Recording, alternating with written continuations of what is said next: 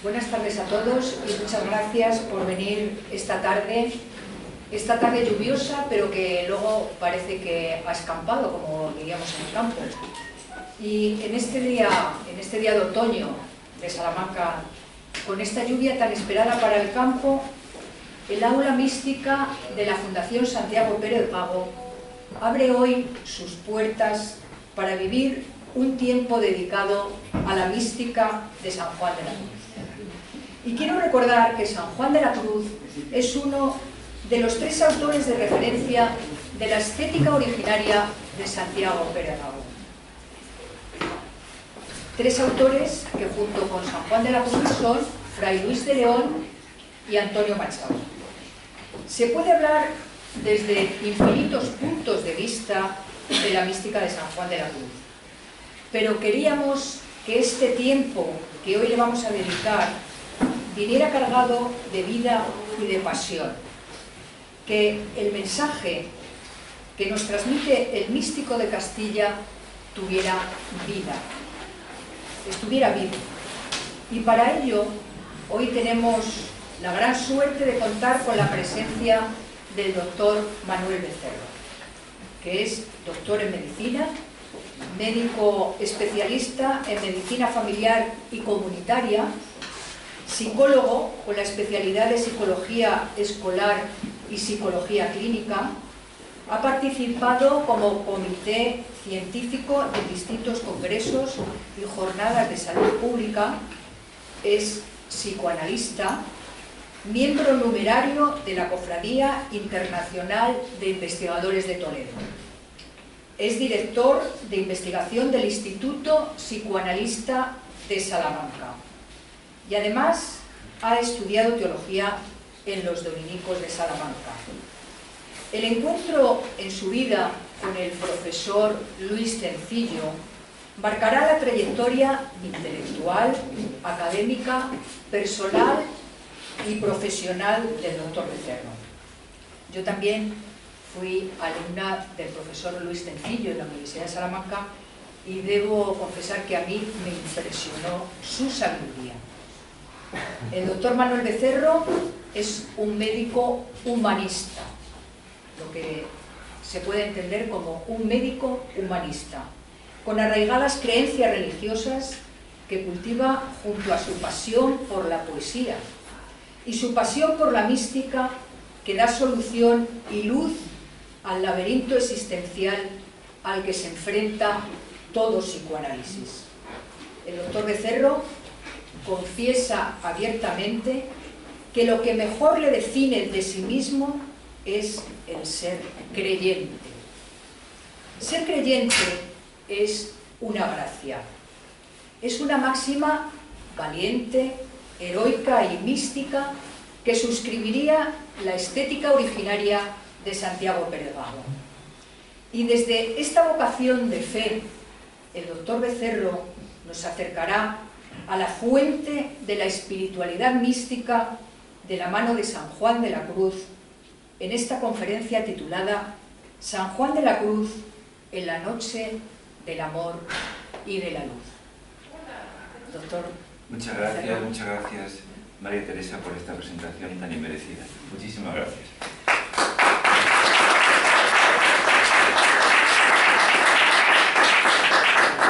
Muy buenas tardes a todos y bienvenidos a esta conferencia sobre San Juan de la Cruz. San Juan de la Cruz, Juan de Yepes, nació en Fontiveros en 1542, un pequeño pueblo de Ávila. Es el segundo de los tres hijos de Gonzalo de Yepes y Catalina Álvarez, modestos tejedores. Pronto muere su padre y el segundo de sus hermanos, probablemente a consecuencia de la crisis agraria y de hambre que ocurrió en Castilla en los años 40 del siglo XVI. La infancia y la adolescencia de Juan de Yepes se desenvuelven en un ambiente de marcada pobreza, podría calificarse de auténtica miseria, y esto explicaría su corta estatura física a consecuencia de la desnutrición infantil. Recibe ayuda de instituciones de caridad y asiste al Colegio de los Niños de la Doctrina, ayudando en el convento a misa y acompañando en los entierros y pidiendo limosna. En este centro entre reformatorio y escuela de enseñanza primaria recibe una preparación elemental que le rescata del analfabetismo en el que están inmersos todos sus familiares.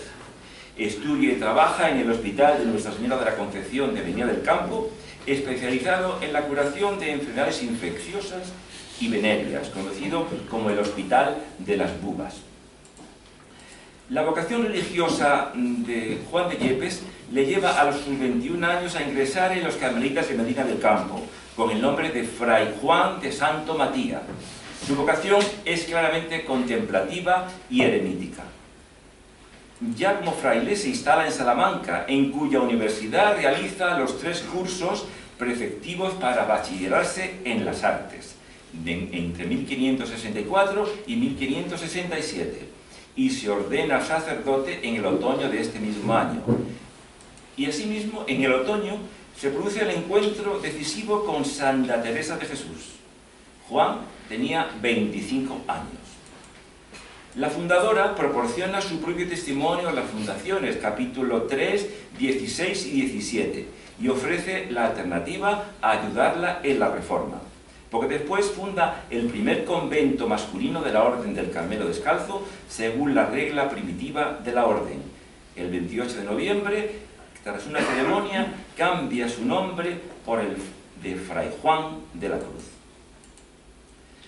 2 años más tarde, en 1570, la fundación se traslada a Mancera, Salamanca, donde Juan de la Cruz desempeña con 28 años los cargos de subprior y maestro de novicios. En la primavera de 1572 lo reclama Santa Teresa y acude al monasterio de la Encarnación de Ávila, donde pasa 5 años como confesor de las monjas. Acompaña a Santa Teresa en la fundación de diversos conventos de descalzas, como el de Segovia, pero sigue el conflicto en la orden carmelitana, con 2 directrices. Por una parte, la del rey Felipe II, y por otra, la de los papas. Los calzados, apoyados por el Papa, están empeñados en evitar la separación de la orden en 2 grupos, mientras que el rey apoyaba a los descalzos. El capítulo general, reunido en Piacenza, Italia, envía a España como visitador de la Orden de Calzados a Fray Jerónimo Tostado, con el objetivo de suprimir los conventos fundados sin licencia del general y recluir a Santa Teresa de Jesús en un convento elegido por ella.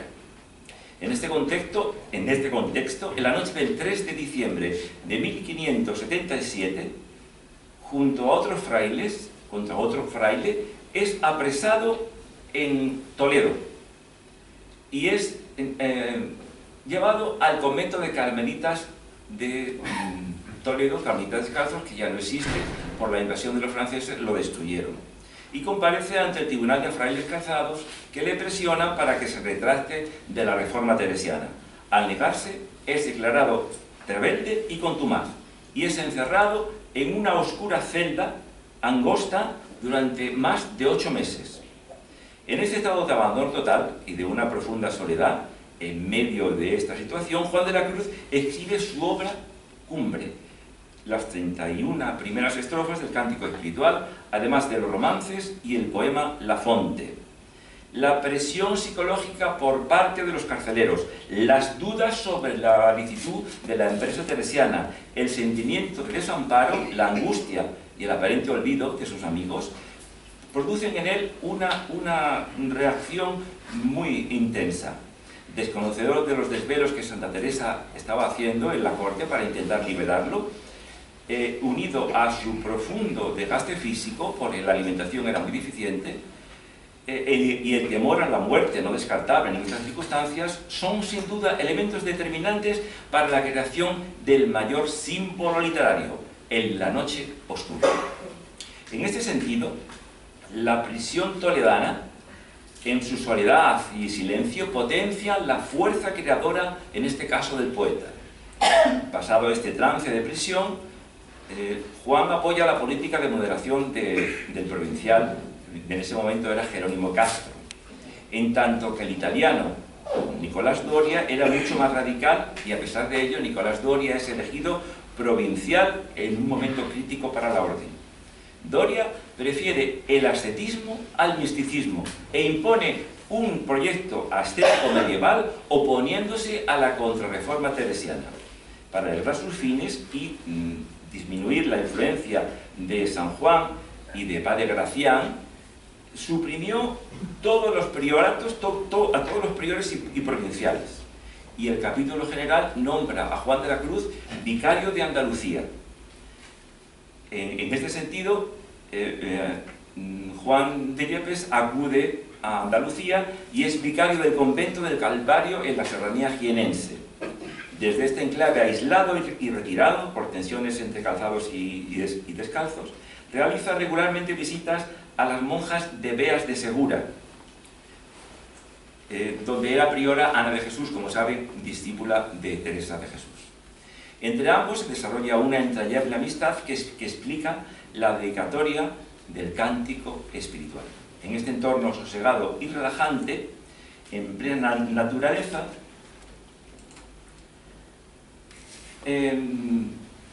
pasará unos años muy tranquilo y alejado de las tensiones de su orden.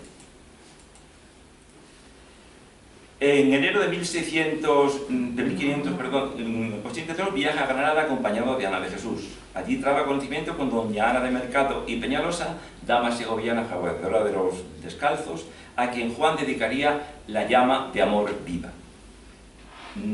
Juan no dudó en ningún momento en corregir especialmente algunos abusos que según él se producían en su orden, por lo que fue realmente muy poco popular para él y provocó la oposición.